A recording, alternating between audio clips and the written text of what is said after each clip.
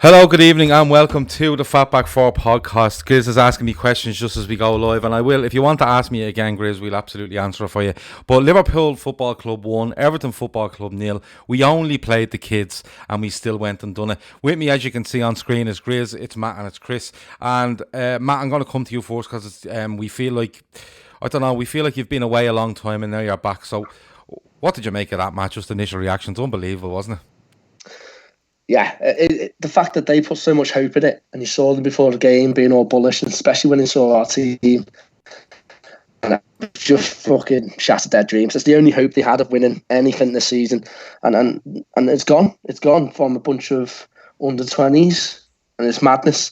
But it wasn't exactly a lucky goal. It wasn't like we played the kids, we defended, we got a bit lucky. We absolutely dominated them. It was easy. The kids played like the first team did, and it just goes to show the philosophy now is not just about the first team. We're now a football institution where the philosophy goes right through the club. So it doesn't matter if you pull someone in. They may not be as good, but they're still going to know what they need to do. Everyone was pressing at the right times. Everyone was getting on the ball. Everyone was brave and wanted to be on the ball. There was no panic there whatsoever. And it just absolutely crushed them. All the fans, you saw them in the forums. Someone put screenshots of the forums into the group earlier, and they're just absolutely devastated. You saw one of them trying to make an excuse, and he goes, "What am I even doing this for? We're fucked. The whole club's fucked." And you see, they've just lost all heart now after that. One fella wants all their tracksuits and any club issued clothing taken off them, and they should be made turn up in casual wear to Finch Farm, and work their way up to being allowed to have a tracksuit. That's how bad it's gone. Chris, I'm going to be honest. Madness, mate. You see some of them players, and Sigurdsson was 50 million. 50 million. Apparently, 232 million their team cost today. Madness. Theirs cost about 45, I think. But it just made it so much better than the. Yeah, it's unbelievable. It really is. Like Chris, I was happy with the team apart from Milner and Gomez playing, because I just thought just throw all the 23s in there, let them absolutely have a go at Everton, and whatever will be. But I have to be honest, Chris, they far outplayed my expectations. Yeah, they outplayed mine, because I wanted us to go a bit stronger than we did, so I was slightly anxious. I know there's the risk of injuries, but I was still like, there's 5 days. We've got players coming back. We could probably go a bit, but a lot of those lads did really well. I mean, it still amazed me that Chiravella is still at Liverpool. I was convinced we'd sold him 3 years ago. But fair play to him, he did really well. And Larouci, fairness, did really well. Seeing Milner, he lasted 9 minutes. The big benefit he'll do that game today is for Gomez, because he has led that back line of kids, and that's going to do him the world of good going forward. That's always a thing you want to see with Gomez. Could he do the leadership part of it? Could he step up to that? And he did that really well, especially in that first half, where it was, at times Everton had really good opportunities. Yeah, it was unbelievable. Grizz, were you happy with the team? Would you want like it to go? Like, I know it's on hindsight a bit, but were you happy with the team, or did you want to go stronger or weaker, or what way were you? Yeah, I was like you, Gav. I really didn't care. We're at that stage, innit, where we just Klopp picks his team and we just watch the game. It's literally like that, where we we're entitled to an opinion, but we can't be judging anything what he does now. He's earned the trust of us. Well, he's definitely earned the trust of me. He just picks his team, does his tactics. He knows what's best. I mean, there was loads of arguments and rage during the week, innit, with this. Oh, it means more to the locals because the fact that it's Everton. But I felt sometimes. I think sometimes we forget that we're on a different level now. Some of us actually behave like Everton fans. Do you know what I mean? It's like they're so irrelevant. It's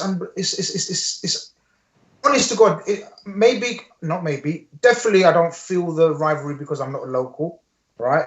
So I get that aspect. But the fact that we're in a different stratosphere to them, man, where we shouldn't be worried about them or thinking even if we do go out, we can't be going out to them. And today proved it. This was remember I said it in the WhatsApp. I said that we've got such a stranglehold over them. They were shit scared. The chances that they were getting even in the first half, they were fucking gilded chances. They had 2-3 chances, but they were too shit scared of putting it away. And I just knew we'd win. Even with the kids, I 100% knew we'd win. And so it turned out. But yeah, I thought, especially the first 20 minutes, 15, 20 minutes, as you can imagine, a bunch of kids put together a whole new defense. You know, it's going to be a bit shaky. So they opened up us a couple of times. But by the second half, it was like men against boys, but the wrong way round. If you know what I mean. Yeah. It's fucking mental. We controlled the second half like it was like a testimonial almost. They didn't get near our goal. It was fantastic to see.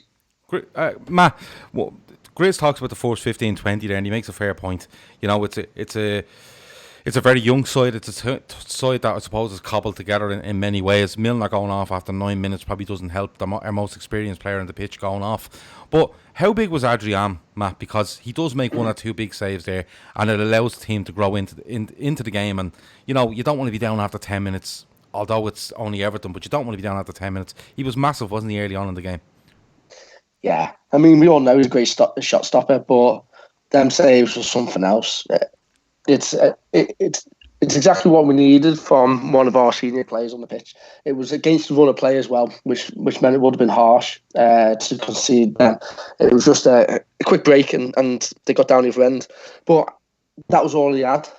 That's all they had to do. I mean, that's all he had to do, and that's all they had as in chances. They didn't create anything big. They weren't dominant in any of it. So they were massive. Yeah, you can't take that away. But if we concede them, nothing to say we don't go on and score too.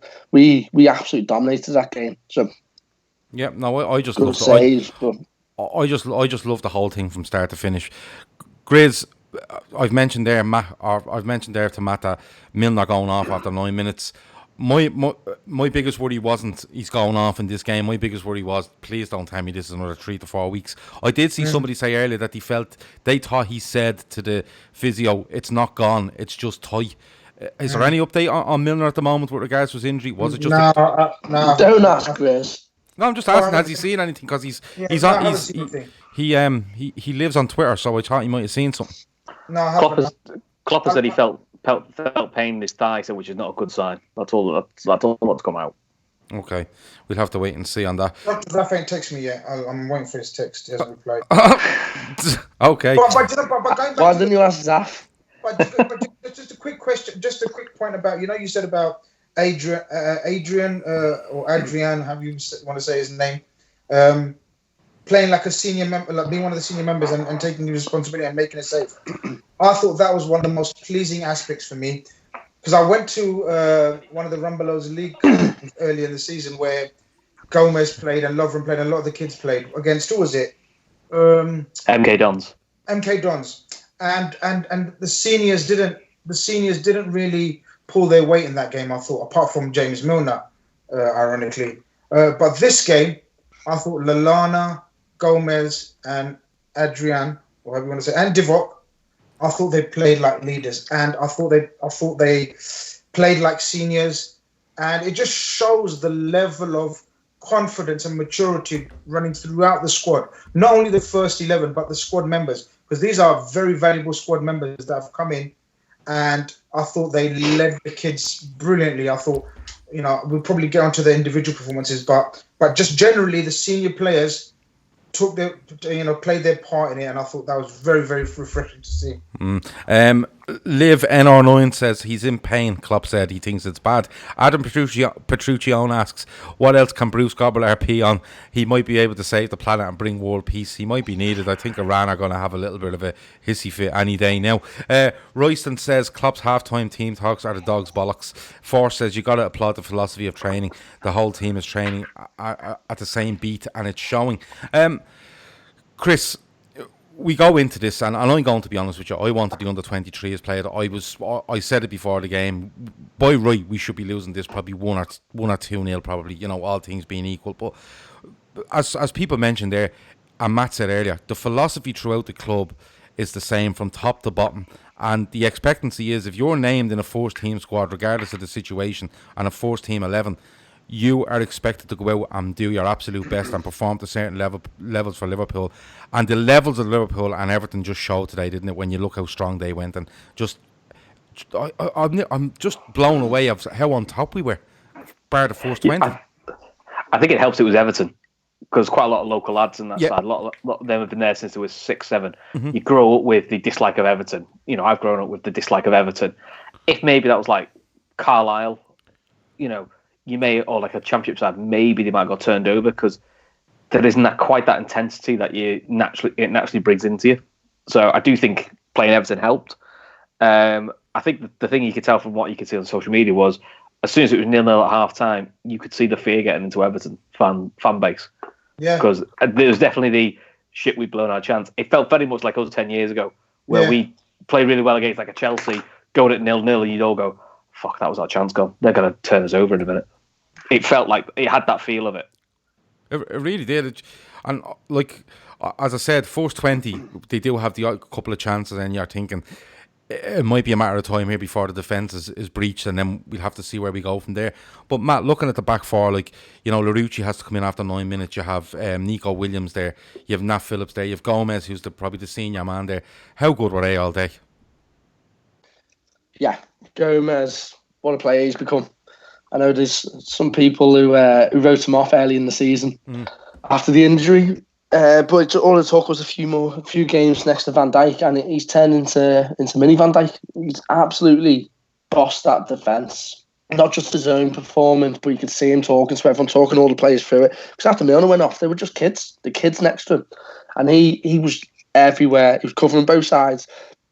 And it just goes... I think Van Dijk, Gomez is going to be one of the greatest partnerships in the Prem. It's going to be up there with the Vidic Ferdinands. Van Dijk's already the best player ever. We're just looking for a partner, and that's Gomez. And he's shown it tonight, because as much as we see him do well, Van Dijk, there's always been a question about when Van Dijk isn't available. And tonight he wasn't. And not just that, he's playing with kids, and he's playing against a Premiership team and Premiership attackers. And it was just, it was so assured. Let's not forget, man, inform, what's his name? Calvin Klein Jeans up front. Dominic Calvert-Lewin. Yeah, he's very much in form. Mm-hmm. You know, he's well informed. He's smashing it. But yeah, it just goes to show what playing next to Van Dijk can do for you. And we all worry about an injury to Van Dijk. Touch wood, obviously, but if he gets one, we've got players there that can step up now. Yeah. It's unbelievable. You never walk alone. Claire says hello. Claire, Jesus, a long time since we've seen Claire on this chat, but you're welcome back. I hope all is well. Ray Dickinson says, Jesus, Matt looks like he's had a rough couple of weeks. Matt's very unwell. It's nothing to do with drink, I can assure you of that. He's just very unwell. A little cold is what he told me. But I suppose that's what eight nights out of the last 9 does for you. So we'll have to wait and see if it is drink related. But he assures me it's not. Look, Chris, going into the midfield, I have to hold my hands up. I thought Adam Lallana was outstanding today. Yeah, he was brilliant. Did the captain's performance, which is what you needed him to do. Yeah. And I'll be fair because I'm not his biggest fan. Chiravella, I thought had a really good game. Yeah. Because it was his testimonial, wasn't it? That's what I mean. He's been there 10 years. We've loaned him out every year. We've tried to sell him 3 times, and he's still there. But in fairness to him, he's just one of those players. He's just neat and tidy. You know what I liked about him was him and Lallana both wanted the ball under pressure. They weren't worried about being under pressure. So that was good to see, really. Yeah, no, I was really impressed by Lallana. Chiravella, as someone said to me earlier, he goes around, his movement around the pitch looks like he just has all the confidence in the world. A couple of misplaced passes here and there, but I just thought, for a guy that nearly turned into a meme at this stage. A little mini Mascherano there, you know that? A little mini Mascherano. Not even that, Grizz. For a guy that is really just shows up for no mark kind of League Cup games and the likes of today, what a performance he put in, because it's easy for a player to go, I'm only being brought in because he's trying to give these other fellas a rest. He doesn't care about this competition, but he absolutely put everything on the line. I'm leaving Curtis Jones to last because I think it's only fair, but Minamino gets his debut today. I thought he was decent in the first half. I thought he tailed off second. He comes off after about 70 minutes, but what did you make of him? Yeah, just what we expected, loads of work rate. Very difficult scenario to come into, sort of not with the first team. A scratch team put together, playing against Everton, who were proper up for it for the first 20, 30 minutes. Kind of thought they're getting something. So they were like proper running around everywhere, pressing him, and he was pressing back. And a lot of energy, not much cohesiveness in the play, which is to be expected. but you can see the guy's going to be electric. I didn't agree with him playing up front in that Bobby role. I thought Div, who actually, Gav, I'm a critic of Div when he plays out wide. Div played really well today. Really played. Another one who stepped up to the plate. Yeah. I thought Div should have played through the front, and then what's his name? Minamino. Yeah, I thought he'd just play it off him. But I can't believe you watched him play 35 times and you don't know his name. Four times. Oh, four, is it? That's great. Okay. Commanders. Yeah, let's be real. 4 times I've seen him play, and but yeah, encouraging. Gav, first time he's played, put on a red shirt, showed enough energy. Klopp done the right thing, took him off. I think who did he take him off for? Was it Ox? Yeah. Chamberlain. Yeah. Chamberlain, yeah, who actually done very well, who looked lively as well when he came back on. So it couldn't have been a more perfect night, to be honest with you. I was surprised to see Oxlade-Chamberlain in the squad. I'm being honest. Yeah. I was very surprised by it. Yeah, well, it's this new medical team of ours, isn't it? It's amazing. The powers of recovery. I told you he's back in a few weeks. When did you tell us that, Matt? He did it a few weeks ago. Ray Dickinson is saying Matt is the only man in Dubai with a cold. He's not in Dubai, he's in Liverpool. He's currently checking out establishments for all of us to drink together in come May. So you never walk alone, Claire. So what is Matt's Twitter at now? I think it's something like Michael Edwards, isn't it? Something along that lines, isn't it, Matt? Is it at Mickey Edwards or something like that? Is your at on Twitter now? He's on mute, which is the best thing. You're on mute, mate. Ah, brilliant. Okay, yeah. I'll do one in the comments now, Claire. Okay, he's going to throw it in the comments, Claire. You might even throw a little X at the end. Give him a follow, people. Give him a follow. Give him a follow. He has 4.8 followers. Loads of followers. Don't worry about me. How the fuck have you got control of the LFC Day Troopers Periscope account? Admin. Oh yeah, you are admin. Oh, that's right. It's a very, very strange move from us, so being honest. But look, we've mentioned Origi. It was interesting. People have said there on the comments that Minamino playing up front. They were interested to see it. I'm a little bit surprised by it. But you know something, Chris, watching Minamino, I think it was to make it less physical for him up front. There's not that tracking back up and down the line for a fella that's coming on for his first ever game. But the Origi out left interested me because it kept them honest all game, didn't it? And especially that ball over the back that they're so fearful of. I thought it was a nice move to put Origi there. And again, they look terrified of Origi, don't they? Well, it finished Coleman, didn't it? He couldn't move. Well, he's finished anyway. It kept Sidibe honest because he couldn't be as adventurous as he wanted to be. So, I'll be honest, I did think he was going to nick it just before half-time, Origi. Mm-hmm. Nick it? So his goal, he scored right on yeah, didn't he? Yeah. Great effort. Yeah, I don't think Grizz was gone to get some field at that stage. No, when it hits 42, Grizz is like 42. I'll pretend I'm at Anfield and I go down for something to eat, and he just goes in the kitchen instead. Let me tell people the story where we watched Newcastle Liverpool together. That was brilliant, wasn't it? So anyway, I'll tell them we're in a pub in London. We're watching Liverpool against Newcastle earlier on the season. Me and Grizz in front of a big screen, a big huge television, having a lovely time. And I decided to go for a cigarette. I'd done this on 4 occasions, and every time I came back, Liverpool had scored. So yeah, that was the story of that day. But look, the first half, as I said, was them on top, first 20. I thought it evened out a lot going towards half time. But Matt, they come out in the second half, and I was thinking we might get to 70 here. Legs might start to go a little bit. The experience of Everton, because they've gone that strong, might do it for them. But they looked superb, Liverpool did, for the second half. Is that just down to, like you said earlier, the philosophy within the squad and the whole club, where no, if you're out there, you're giving it for 90 whether you like it or not? Because I thought they were excellent the second half. I think it's a mix of two things. Probably a Klopp half-time team talk and the confidence that the first half gave them. Yeah. Because they probably went out there thinking, we're up against lads here, we'll do the best we can. And they came in a better team. So that would have given them confidence, and there's nothing better than a football team confidence. And that you saw them getting on the ball, and that's what I said at the beginning, they were brave. And you saw this in the second half. It wasn't people getting the ball and passing. It was people looking to receive the ball every time. There was always people making space, people running in behind. It was exactly as if it was the first team. There was no difference just obviously a drop in quality. But that doesn't matter against a shy Everton team like this. So we got better just as the confidence grew, I think. And Klopp at half-time would have helped that along. No doubt. His team talks, he would have said, look how good you are. Look, you can do these. This isn't about a youth team playing an established team. You've got their number marked. And that's what he did. And they came out full of confidence. And the first team players like Lallana and Chewy Vela, I'm going to call him a first team player because he's so old. And you can see them taking the reins and getting on the ball, and it just breeds confidence into the rest of the team. That's what I think it was about. Yeah, like Grizz, he mentions that confidence there, and you know, first half they probably are looking to see where Everton have, finding their way into the game. But for me, in the second half, when they come out, they keep the ball a lot better. They frustrate Everton by keeping the ball, and they do grow in that confidence where we're not going to react to what Everton are doing. We're going to make our stamp on this game. And Everton, from 1 to 11 and the 7,500 unfortunate spot at the Anfield Road end, you could feel the tension coming into the players, and their fans on top of that only multiplied that. And Liverpool they nearly fed off that, didn't they?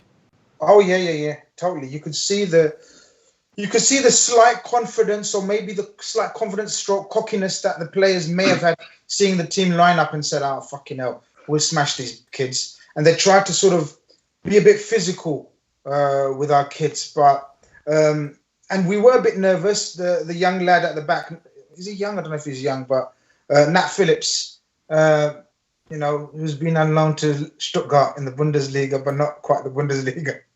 So it transpires. But he was a bit nervous, done a bit, looked a bit shaky. But then he grew in stature. And by the second half, as you said, that team talk, I'm pretty certain, and it's apparent that Klopp must have said to them, look, they're fucking shite. Yeah. Go out and carry on, do what you're doing. You're you're doing everything right and play your game. And you could see the second half, it was a totally different, both set of teams, really. We became the cocky and arrogant ones. We became, comfortable on the ball, started passing it about, and they just couldn't lay a glove on us. And it's quite funny to see, like, a man of Carlo Ancelotti's caliber, winning Champions Leagues left, right, and centre, and then there he was, getting fucking out-olayed by a fucking bunch of kids from Liverpool in a Merseyside derby and listening to drunken Ferguson for advice. I mean, I say he hates Everton now, doesn't he? Oh, he hates it. He'll want to get out of there as soon as he can. What the fuck am I doing here?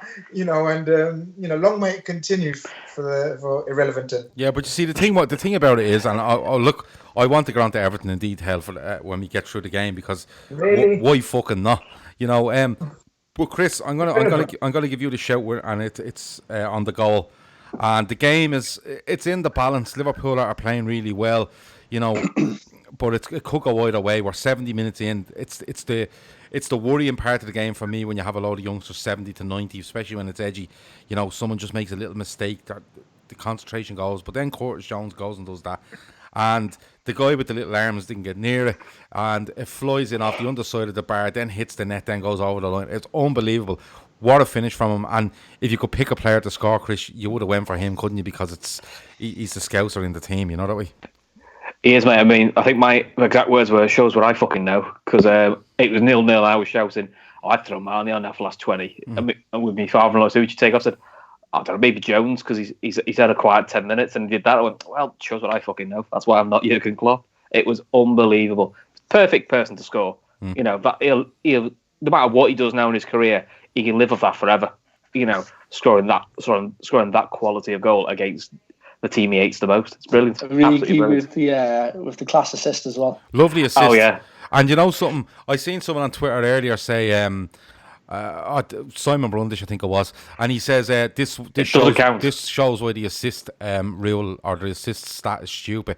A little bit ironic from Simon when he's telling us that stats are stupid, but he gets it. He could easily turn and run at the Everton defence after getting the flick from Jones, but Jones is like, give me it, and he knows exactly what's in his mind. Grizz, would you apportion any blame to Jordan Pickford there? I know he only has little arms. I know he can't really probably reach the crossbar, but is that one where the bigger goalkeeper probably tips it over the bar, or is it really just that it's a worthy of a strike? I must admit, I haven't seen it again. I probably have to see it a couple of times, but I think it was top bins. I think it could be blamed earlier on in the move because he was trying to do his Allison impression. He was trying to chip the ball 20 yards, and he kept giving it away, and that's ultimately how we got the ball to. He was doing that all game. He was actually making a proper twat of himself by trying to play football throughout the game. I did notice that, and he's an absolute shite keeper. But with that shot, I think. I mean, I know he's got little arms and etc. and all that, but I think all the credit goes to Curtis Jones for that one. I think that was proper top bins. It's proper. When you look back at it, Grizz, he's bent it from outside the post, but it's bending and it's dipping at the same time. It's a strange looking strike the way he hits it. Pickford was in the good position, so it looks like if he was a bit taller, he gets that, but he's get a little bit of credit because of the position he's in. He shouldn't be near that, but he did get near it. But his little arms just fucked him over. Really, he really has little arms, hasn't he? They're tiny. Yeah. I can't believe he got to Origi's. I don't know how he done that. He must have pulled his shoulder out or something. Yeah, no. The one low at the first half. Yeah. This got to be his last season playing for them, surely. Well, people are saying there if Everton need a rebuild, Pickford has to go. Claire says Pickford just isn't good, as we're told by everyone he is. If Ancelotti doesn't spot that, then he'll go down. It's like when Joe Hart was at City. As soon as a half-decent foreign coach came in, they just binned him off. No matter how much the English media built him off, they didn't give a shit. Pickford will be gone. He's but you know what's really funny though? That fucking tall centre half they got at the back is absolutely Mina. And the Everton fans fucking, when they signed him, made out he's fucking the new fucking Yapster. If he was that good, Barcelona wouldn't let him go. Yeah. Do you know what I mean? Avo says that he thinks he gets a fingertip on it, but it was just too good. If anybody gets a chance, watch the goal back and don't watch the goal itself. Watch the Everton fans behind the goal, and you can see actual breakdowns happening just as the ball hits the side net and then rolls back. You can see people having breakdowns. It's absolutely unbelievable. Something even better than that. I've sobbed the Everton. But if anyone sees it's all over Twitter now, Sadio Mane's reaction to when I've just tweeted it now. So oh, what a legend! What a legend! Brilliant. Sadio Mane is just fucking king, isn't he? I mean, that just shows you the unity, and he knows another game possibly for him as well. He didn't want to get knocked out of the FA Cup. People saying the players didn't care, whatever. Mane's reaction is like he scored. It's like he celebrates more, Gav, in this piece, right? In this tweet, in this clip. He celebrates more for his goal, for Curtis Jones' goal, than he does for his own. Amazing. I haven't seen it. All right. It's really, really good. Okay, I'll go and have a look. Someone needs to send it to me on WhatsApp. I've just tweeted it to you, Gav. All right. Okay. I think we lost the stream there for a minute, but don't worry, we're still recording. And if it gets down to a download, sure, we have everything recorded, so that's all good, isn't it? No, we're coming back there. We're coming back. What else did I want to say? Look, we have to talk man of the match. Matt, who are you giving it to? I think there's loads of people you could give it to tonight, but who are you going to go with? Bobby. Yeah. Or Moreno? Bobby Jones. Okay. Yeah, I'll go Curtis Jones. Got to go. Yeah, I think that's fair, isn't it? Yeah, it's got to be. Yeah, I think it's fair. I think it's absolutely fair. Grizz, are you going to go with anyone different there? Yeah, just to be different. I mean, I really thought young Nico Williams was sensational. Mm-hmm. I mean, obviously, everyone's going to talk about Curtis Jones and the amazing goal, and it's a winner. So yeah, but I think the real football men out there will say Nico Jones pocketing Richarlison was a thing of beauty. I mean, we're talking Richarlison. Nico Williams. Not Nico Jones. No, Nico Williams. Yeah, you just said Nico Jones, Chris. Yeah, across he's watched loads this season. A cross between the two. What a player you got! But what a spoofer! I thought Nico Williams was sensational. How old is he, Gav? Matt? Anyone? 16. Jones, 18. No, Nico Williams. Nico 17, Jones. I think. Nico Jones is 17. 17, and we're talking he's up against a seasoned professional like Richarlison, Brazilian international.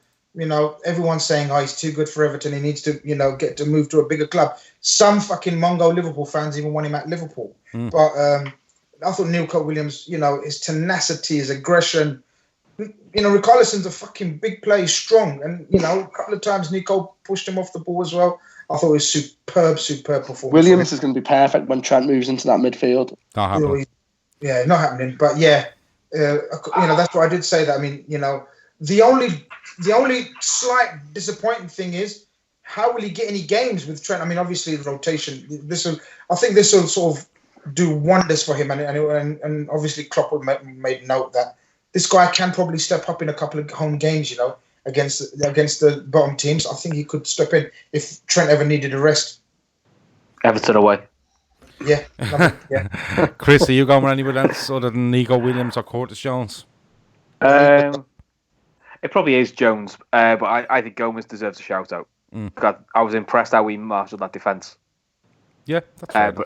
But it probably is. It probably should be Jones for the goal alone. Yeah, that's fair enough. I'd like to give a shout to Lallana. I thought he was excellent. I think he's come on in a couple of games now over the last couple of weeks, and he's impressed with his work rate. He hasn't shirked the tackle. He's got stuck in. He's got an assist against Wolves. That obviously doesn't count now. That Simon Brundish has decided that's stupid. But I think he's done really well. I'd like to give him a shout out. Matt, I'm gonna come to you. Everton, they're just a fucking disaster, aren't they? You love to see it, don't you? What you say? I just love the way every summer they get the hopes up, and then they get smacked down to fourth and bottom of the league, and then it comes around Christmas time, they get a couple of wins and they get the hopes up again, and think they're buying Ronaldinho in January, and then just get smacked down again. It's just never ending, up and down, up and down, up and down, and they don't win anything. But there's not many ups. There's not, but there is in their heads. That's the best thing. They get themselves up for it. A couple of lads I saw Everton fans on Twitter saying they win this and then they can kick on with Ancelotti, maybe get a few big signings in January, and they'll kick on for the rest of the season. Things like this, and the tides turn in and wait till the season. As I said the other week on here, I was on Twitter again. I saw an interview with an Everton fan when Ancelotti came in, and the first thing he said was, "It gives them Reds something to think about, doesn't it?" I thought, no, fucking doesn't. We don't give a shit about you anymore. You're a small time club. I wanted to ask you because I haven't spoken to you about this. Ancelotti going into that job, what have you made of it? Because I think it's all wrong, but I haven't heard your views on it. He's a very good manager at getting the best out of very good players. He's not a manager who's going to build a club. They'll throw money at him. He'll get. They haven't got the right setup to look to the future. He's a short-term appointment. It's not what they need. They haven't got the patience. They haven't got the patience with any manager at the moment. They're so desperate to get closer to us. They haven't got the patience. But he's not the right man. He'll get the best out of this team, maybe, but it's not a very good team. The heart's not in it. The whole club needs a new rebuild from start to finish. And they're not going to do that with Ancelotti because he wants to be the boss, and then that's how it is. He'll buy some players and he'll be gone in 3 years. And they'll be on the books on high wages. Like I did say before, Matt, that he's been at one club more than 2 years, and that was Milan between 01 and 09, I think it was. But to me, like you said, they have brands in place there. They've Duncan Ferguson waffling out of him as an assistant manager. It just doesn't feel right. It feels like a project that needs 4 to 5 years, and he's not the man to give it to you. But today, if his eyes haven't been opened, today has absolutely opened them, and he's stuck 2 sticks in them to keep them open because it was that eye opening. It was unbelievable. Grizz, what do we do from here? Because the FA Cup, we clearly showed from the lineup that we picked there today that if we went out, we went out. We are willing to put faith in the youngsters, and whatever will happen, will happen. What does he do now? I think the 4th round draw might be tomorrow night, is it? What does he do here? Does he stick with this side as long as the league is not in the balance because we're miles ahead? But does he stick with what he's done here? Or if injuries clear up, does he add a few more in and use it that way? No, our injuries will clear up. So obviously it will still be a few of the youngsters, but it'll be far stronger without being the first team, if you know what I mean. So, for example, the likes of, fingers crossed, Shaq, Naby, Lovren, etc., Matip come back, make it even stronger. And I think, it's just the ideal result scenario for us this game. I don't know when the next round is. Chris will know. When's the next round FA Cup played? End of Jan, I think. End of Jan. We got something stupid like Fucking hell. 6 games in 13 days or something like that, because we've got the Champions League, and FA Cup. Well, if Yeah, I that's think So we I can see the kids coming out again. Yeah, we yeah, play well, Wolves if on the that's the 20. case, Play Wolves on the Thursday, the 23rd. And then I think that weekend then is the FA Cup weekend. yeah. And So then the following week's West Ham. I think a lot will depend on the draw. If we get a nice home tie, I think he may roll out the kids again. You know what I mean? See what happens. But if we get a tricky away game, like the League Cup with Villa, I don't think he'll go as young as he did today, or in that. Well, definitely not. Well, it all depends who comes back, because if you Yeah. like Ox They're is all back back. there. They're all Well, back Ox is in back. Ox is back there, right? Your Fabinho looks like he's out running and stuff, so he's probably a couple of weeks away. You don't know on Lovren and Matt, but the silence on them is worrying for me. Milner there is in a little bit of pain. Is it Massive due back though this week or next week? Oh, well, I haven't heard that. That was the rumour. I'm sure I read that he was due soon. Lovren's the one no one knows about. Well, Lovren doesn't even know what he's about. You know, when it comes I'm to not injuries. even asked about it. The last time he went off, he was out for 17 weeks with a twinge. I know I keep saying it, but like that's what they on Lovren does. But it all depends. If you have got players back, you can afford to, drop 2 or 3 more of your first teamers into it, because we have the cover. He's probably looking ahead to that Spurs game going, listen, I'm down to 12, 13 players here, and I can't really afford to do anything. But, it's a good win today. Like you said, the draw, it all depends on the draw. There's plenty of sides in there that you take in the next round, especially at home, and you could put the younger fellas out. But, Grizz, I just still can't get over that Everton showed up at Anfield today, put out as strong a side as they possibly could. I've seen people making excuses for them during the week, saying, no, we have injuries as well. He went as strong as he possibly could there today. And so worrying for them. Like somebody says there, am I the only person feeling for Ancelotti? You probably are, because if Ancelotti is stupid enough to walk into this scenario and come in and expect anything else, he's absolutely off his rocker. But I still can't get over how they turned up and what they produced there today, and have even the audacity to mention themselves in the same breath as Liverpool in any way.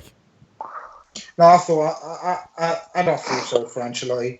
I'm with you. I mean, if he's so stupid enough to take that job, then he deserves everything he gets. How can you take the Everton job? What made him think that the Everton job is going to be all lovely and dandy, and he's going to make them a superpower again, or not even fuck superpower, make them relevant again? Because you just can't do it, and it doesn't matter how much they spend. As Matt What do you mean by making them a superpower again? Well, not a superpower per se, but they were league, they were like sort of league champ, regular cup, final. No, Chris, no. Is there a fault? Chris, Is there a fault in the stream? Amongst the English Premier League elite, they were in it. No.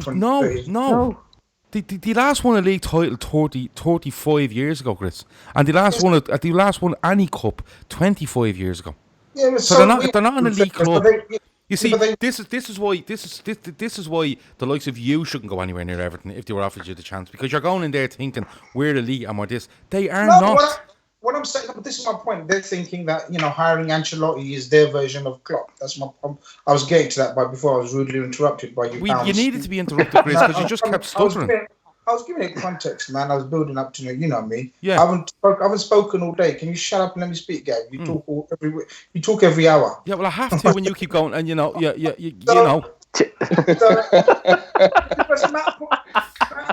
Because Matt put me off track by talking shit as he does. But no, he didn't. He spoke I asked perfect a question. sense. No, he said, when were they a superpower? So I've forgotten it when they were a superpower. Yeah, The fact you forgot says it all. I forgot when they're superpower. But yeah, they thinking Klopp is going to be, Ancelotti is going to be their Klopp is dreamland, and good. I don't want to talk about. Why are we talking about Everton? Honestly? Well, it's funny. That's why. Yeah, it's not to me. It's irrelevant. They will never be relevant. They're just never. That's what they are.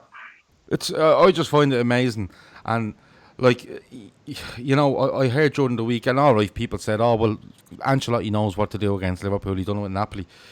That's, if you're believing all that stuff, I don't know. I don't know how Everton went into that game at all today in any way optimistic. All right, they beat Burnley, they won away at Newcastle, they were narrowly beaten at Man City.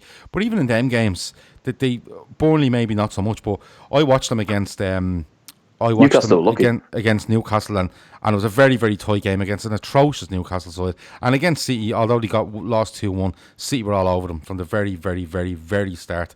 And they were extremely poor. Ancelotti having a breakdown on the sideline because they kept just passing it back to Jordan Pickford all game. Who do we want in the next round, Matt? What do you want? Do you want another tough game and throw the kids at it? Or do you want to get a nice, easy one? And you never know, this squad could come back to full strength in the next couple of months, and it might be a competition we really eye. I want an easy one, but I want some of these kids to play again. Maybe not all of them. As you said, Phillips was a bit rusty. But if we've got first team available, I don't want to be risking any big guns. No. But I play most of the kids, but give some of the side first teamers, Lallana, Milner if he's back, Origi, Shaq, people like that, get them involved. That's what I'd do. Yeah. And I want an easy one, to answer. Grizz, would you like a really, really easy draw? Throw some kids at it, throw some fringe force teamers in as well? Yeah, definitely nice home draw against United or someone. They have a replay against Wolves, don't they? Yeah. Anybody watch that game? It's the week before they play us, isn't it? So lovely. I was going to ask, does anybody know when the replays are? 14th and 15th. The 14th to 15th. Yeah. Okay, so Spurs wouldn't have their replay before they play us. No, they've got it after us, but they've got to obviously think about that because Mourinho's never been knocked out, has he, in that round? Yeah, okay. I think they were poor again today, Spurs. Matt, I wanted to ask you because I haven't been speaking to you in a little while. How was your Christmas, Matt? I was lovely, thank you, mate. Busy. Any strange goings on? No. Any weird presents? What did I get this year? No, didn't really get anything this year. Okay. presents. Did any of your relations expose themselves to you or in-laws? It was the in-laws. I was actually down with the in-laws for New Year's down in London. I didn't get a flash of any tits this time. Fuck's sake! Disappointed. You know, Whereabouts in London was you? I didn't tell you. What wanker. I was. I've been there. Yeah. Kensington. Kensington. Okay, nice. And no in-laws' breasts were being exposed to you this year. I saw no nipples. I was devastated. Yeah, because we all do remember Matt's story about Christmas, and I think it was his grandmother-in-law exposing herself to Matt, and Matt was absolutely thrilled. And lovely set they were. Lovely set. Yeah, if I remember, you said they were a great set. They were the cracking, mate. Yeah. Okay. Pointing down a little bit, but to be expected at 90. Grizz, did you have a nice Christmas? Yeah, you was here for my Christmas, wasn't you? You had the Christmas cart and the kids. Oh, yeah, it was outstanding. And we shared it together. We shared it almost. Chris Pross was given a brute set at the age of 33. Matt, did anybody get any presents where you thought, fuck this? No. That's good. I would like a brute set. You like brew? I'm into my vintage aftershaves at the moment. Okay. Cool water, Izumiyaki brute. Yeah. It's all on the agenda. Old Spice. Yeah, I'll take that. Has Old Spice made a bit of a comeback? Don't know. I'll buy it. I'll find out. And there was another one years ago, I remember, called Blue Stratos. The Irish, yeah. Yeah. Blue Stratos, it was called. And I always kind of put it together with brew, thinking they're the two that you'd see when you were a kid. But I think Old Spice might be making a comeback. Nortra says, good luck to the wife, Gav. Thanks for that, Gav. For the upcoming arrival. Thanks very much, yeah. Best of luck, yeah. Best of luck to me and the wife tomorrow. No awkward presents. No crap ones where you thought, fucking miserable bastard. Nothing. No. Grizz, did you just play the bells are ringing for the duration? Yeah, mate. Again on replay. But Old Spice, you just reminded me, my dad was a big Old Spice fan, man. Yeah, proper. Yeah, I think it's making a comeback. Is it really? I don't know. I'll ask him. Yeah. Or my dad or the Old Spice? Old Spice, I don't know. Like if your dad Dad's wants really to pushing for this, isn't he? Well, you support it or something. I hope your dad is well, because of course. My dad's not going to come back. Yeah. Well, I hope he's well, because of course you do take a loan of his car an awful lot, so I think he should be alright. Avo the Toad says hi karate. That's another kind of stuff, isn't it? Aftershave, hi karate. Am I right? Let me see. Northred said I got a 70-inch TV. Bastard. Oh Jesus, that's a big telly. That is a big telly. Fuck that. Did I tell you guys the story about when I bought a 70-inch TV, or so I thought, of some Irish lads? Right, yeah, okay, go on. Yeah, Gav, wrap it up there. I'll wrap it up now, Matt. 1 second. I want to hear this. Yeah, so No, I'll joking. cut it very short. So basically, I thought. Did you buy it when Everton were a superpower or just after that? I'll never tell you honestly. Yeah, just around about that time.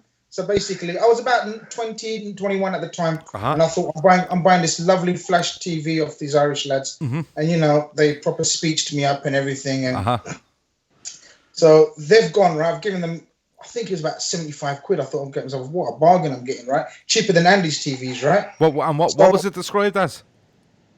I don't know, they described it as, Sony, etc., blah, blah, blah. Anyway, so me and my cousin carrying it into the shop, right? We're thinking, it's a bit heavy, innit? But those days, TVs were heavy, right? Yeah. So we carry it inside and showing all the rest of the boys in the shop, look, we bought ourselves a TV, yeah? And tried to turn it on, nothing's happening, nothing's turning on. We opened it up, cut long story short, we opened up in the back and there's a car motor engine in the back of it. Back of a TV.